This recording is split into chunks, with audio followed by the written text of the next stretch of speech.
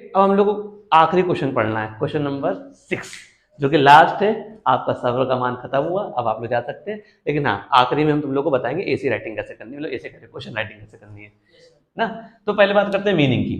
हम लोग question number 6 पढ़ना है वॉयज अकाउंटिंग। वॉयज अकाउंटिंग का मतलब क्या होता है, मीनिंग क्लियर करते हैं। Shipping companies are prepare their accounts on periodically basis and knowing the profit and loss for the journey. मतलब एक शिपिंग कंपनी, मतलब जो जो कंपनियां होती है जहाज वाली, मेरी कोई ड्राइंग अच्छी नहीं है, ड्राइंग वाली जहाजी कंपनियां जो होती हैं, शिपिंग कंपनी जितनी भी होती हैं, अपने प्रॉफिट एंड लॉस को जानने के लिए एक जर्नी का, कि जो एक जर्नी कर रहे हैं उस पर क्या हुआ है, फायदा हुआ है या नुकसान हुआ है, उसको जानने के लिए जो अकाउंट बनाते हैं वो कौन सा अकाउंट होता है, वॉइज अकाउंट। ठीक है, shipping companies prepare their accounts on periodical basis, मतलब एक पीरियड के साथ बनाती हैं, या फिर डिस्टेंस बेस बनाती है, जर्नी की बेस बनाती है। वो क्या जानने के लिए, खाली सिर्फ सिर्फ ये जानना होता है कि ये जर्नी करी हमने, जो हम जो काम कर रहे हैं इस पे फायदा हो रहा है कि नुकसान है, तो उसको जानने के लिए कौन सा अकाउंट बनाते हैं लोग, वॉइज अकाउंट बनाते हैं। वॉइज अकाउंट एक नॉमिनल अकाउंट है, जैसे कि हम लोग का final account, same final account function करता है, जो कि डेबिट में क्या आते हैं तुम्हारे एक्सपेंसेस आते हैं, और क्रेडिट में क्या आते हैं तुम्हारी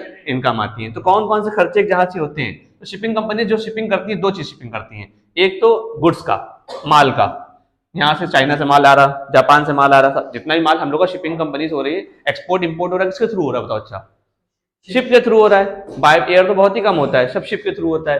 तो गुड्स का, और दूसरा था पैसेंजर का, हालांकि अब बंद हो चुका है ज्यादातर पैसेंजर, पहले लेकिन पैसेंजर भी किससे आते थे हमारे, बहरहाल शिप से आते थे, पानी ले जहां से, टाइटैनिक को देख लो ना। लेकिन अब ऐसा कोई जहाज नहीं चलता है, ज्यादातर गुड्स में ही डील होता है हम लोग का, क्योंकि अब तो एरोप्लेन से आदमी आता है फटाक से ना। शिप में टाइम बहुत खराब होता था, 15 दिन 20 दिन लग जाते थे, और एरोप्लेन में 3 घंटे 4 घंटे 5 घंटे पहुंच जाएंगे आप लोग, समझ में नहीं आया। तो यहाँ पे तुम्हारा क्या है, ये खर्चा कहाँ लिखाएगा तुम्हारा, डेबिट में, और इनकम कहाँ लिखी जाएगी तुम्हारी, क्रेडिट में। तो खर्चे कौन कौन से तुम्हारे होते हैं, बात कर लेते हैं हम लोग। भाई जाहिर सी बात है, समझो तुम्हारा खुद का एक जहाज है, तो वो याद ना करो, समझो उस चीज को। मान लो तुम्हारा खुद का एक जहाज है, मान लो खुद का तुम्हारा एक ट्रक है, एक टेम्पो है, तो खर्चा पहला क्या होगा, भाई जाहिर सी बात जहाज अकेला चलता नहीं है, तो लड़के रखने पड़ेंगे, तो उसको जाना पड़ेगा उनको वहां पे सैलरी। भाई एक बंदा जहाज चला के ले नहीं आएगा, पूरा क्रू होता है वहां पर, क्रू मेंबर्स होते हैं, 15-20 आदमी का, बावर्ची होगा, कुक होगा ना, इंजीनियर होगा, मैकेनिक होगा, फलाना ढमकाना, सब आदमी रखते। भाई जाहिर है 20 दिन की जर्नी है, जहाज बीच में खराब हो गया तो क्या पंचर वाले को रोड पे थोड़ी रोक के जो है क्या करेंगे, पंचर बनवाने लगेंगे ना, रोड पे थोड़ी रोक लेंगे कि नहीं नहीं रुको रुको रुको पंचर बनवाना है, तब तक तो कहानी बन जाएगी, खड़े हुए किनारे वाले। दूसरा क्या, बंकर कॉस्ट, 15-20 दिन जर्नी, 1 महीना 2 महीना लग जाते हैं जर्नी करने करते।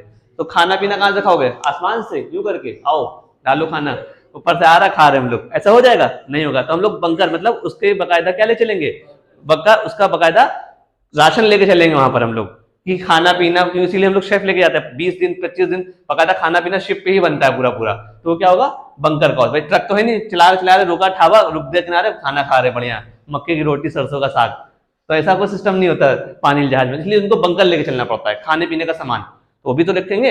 भाई 2-3 महीने का राशन इकट्ठा रखते चला के, भाई चलेंगे, भाई भूख लगेगी कुछ लगेगी, तो खाना पीना कहाँ से खाएंगे, बंकर से। तीसरा होता है, जाहिर सी बात है जहाज है खड़ा कहीं किया होगा ना अपने पोर्ट पे, ऐसा तो है नहीं कि गाड़ी अपने चला रहे हम लोग कहीं भी लगा दी, जैसे हम लोग लगाते हैं पार्किंग पे, लगाई नहीं कहीं, अरे बगल में लगा दो कहीं किनारे खड़ी गाड़ी। लेकिन जहाज तो बहुत बड़ा होता है, तो उसके लिए हम लोग क्या करते हैं, पोर्ट चार्ज देते हैं, जिस जगह पे वो खड़ा करते हैं उसको जो है उसे बोलते हैं पार्किंग चार्ज, हम लोग की भाषा में क्या बोलते हैं, पार्किंग चार्ज बोलते हैं ना। उसके बाद तुम्हारा क्या है, हार्बर वेजेस।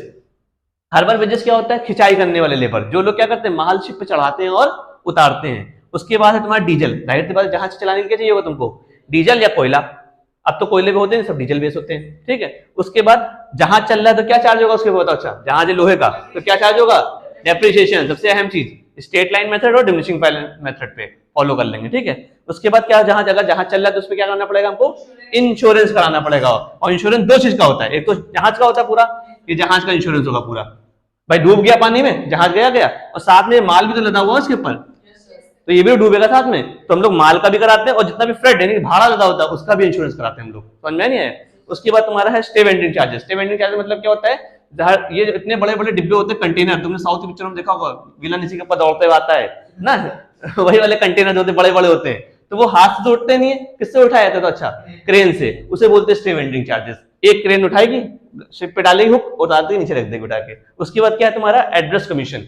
एड्रेस कमीशन क्या होता है, जो बंदा जहाज के लिए कस्टमर लेके आता है उसको हम क्या कर देते हैं, एड्रेस कमीशन देते हैं, जैसे हम लोग बोलते हैं दलाली, ब्रोकरेज, हाँ दलाली बोलते हैं उसको। भाई जो घर बिकवाता है उसे क्या देते हैं हम लोग? दलाली देते हैं भाई, कहते हैं 2% लेंगे हम घर बिकवाने का, तो जितना भी घर बिकेगा उसको 2% उसको देना पड़ता है। तो यहाँ पर एड्रेस कमीशन किसको दिया था? जो कंपनी शिपिंग कंपनीज के लिए क्या लेके आता है? कस्टमर लेके आता है, यानी कि जो भी भाड़ा बन रहा होगा उसका विद प्राइमेज, उसको क्या देना पड़ेगा? उसका एड्रेस कमीशन देना पड़ेगा। और उसके बाद तुम्हारा क्या है? Manager commission. अगर मैनेजर का कमीशन है तो भी देना पड़ेगा आफ्टर चार्जिंग और बिफोर चार्जिंग। और इनकम क्या होती है? ये तो खर्चे की बात हो गई। एक जहाज की इनकम क्या होती है भाई? सबसे मेन इनकम तो उसका क्या होता है? भाड़ा।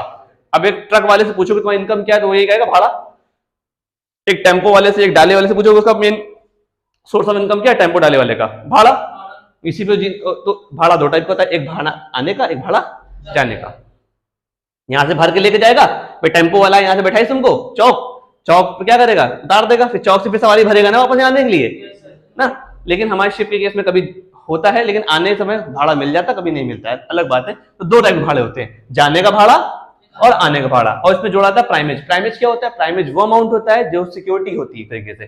प्राइमेज का मतलब होता है कि अगर आपने प्राइमेज भरा है तो आपका सामान सही सलामत अच्छे से पहुंचेगा, और प्राइमेज नहीं भरा है तो गारंटी नहीं है कि सही सलामत आपका 1 पीस से पहुंचे कि 2 पीस से पहुंचे। समझा नहीं आया? ऐसे क्या है कि हाँ गारंटी लेंगे, हाँ से 1 पीस से पहुंचेगा, और प्राइमेज नहीं दोगे तो क्या होगा? 2 पीस भी हो सकता है, 3 पीस भी हो सकते हैं उसके, वो आप पे कोई काम करने का फिलहाल। ठीक है।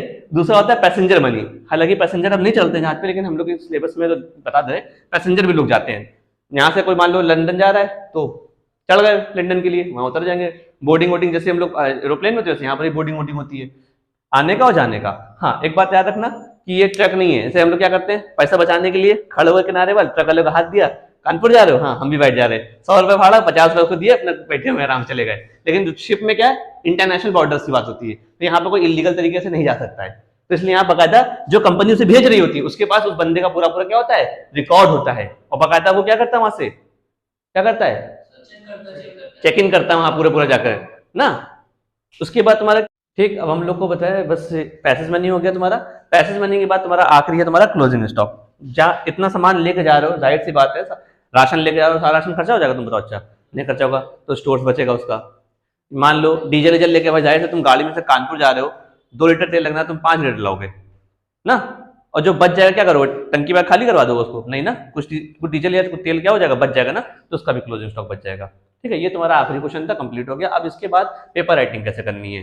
पेपर राइटिंग में पहले आप लोग को मीनिंग लिखनी है, फिर एक डेफिनेशन लिखनी है, फिर उसके बाद जितने भी पॉइंट उनको एक साथ लिखो, फिर धीमे धीमे धीमे धीमे धीमे एक खोलो से, मतलब ये सारे पॉइंट साथ लिख दिए उठा के तुमने एक्सपेंस के, फिर लिख दिए इनकम, सबके बता दे ऐसे लिखना है आपको, जितने भी अपने पॉइंट है सबको एक साथ लिख दो, फिर एक एक करके खोलो। पहले इसको हेडिंग डालो, फिर इसका लिखो, फिर इसकी हेडिंग डालो, फिर इसका लिखो, इसकी हेडिंग डालो, फिर इसका लिखो, फिर इसकी हेडिंग डालो, इसका लिखो। इससे तुम्हारा पेपर राइटिंग बड़ा भी हो जाएगा और तुम्हारा जो है अच्छा भी लिखेगा देखने में, और आपके क्वेश्चन टाइम भी बढ़ जाएगा और आपको कंटेंट मिल जाएगा ज्यादा एक। ठीक है, इससे करेंगे तो आपके नंबर अच्छे आ जाएंगे। और अगर आपको अच्छा लगे तो और वीडियो के लिए आप कमेंट करिएगा इसके आगे। ठीक।